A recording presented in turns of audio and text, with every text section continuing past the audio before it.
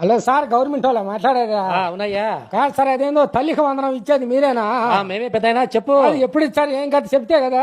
చెప్పుకుంటే ఏం చేస్తావు? కాదులే సార్, ఎప్పుడు ఇచ్చావో కనుక్కుందామని కదా. అదే పండగ సీజన్ కదా, ఇప్పుడే రిలీజ్ చేయాలని అనుకుంటున్నాము. అనుకునేదిలే ఏమిలే, ఈ పటాకల పండగ ముందే ఇస్పిట్ పడితేంగో ఊరికే వచ్చే లెక్క భలే దింకుంటారు కదా మీరు. దింకుంటారు.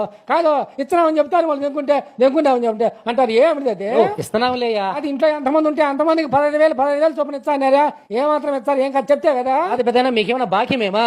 కాదులే సార్, అడుగుతాను లేదు సార్, కోపడకండి. అది పెద్దయినా 15,000 రూపాయలకు 1 రూపాయి తగ్గించి మేము కాదు, దానికి కూడా ఎందుకంత దబాయించాడవే? అదిలే సార్, మీరు ఇస్తారులే, ఈయన చెప్పలేదులే.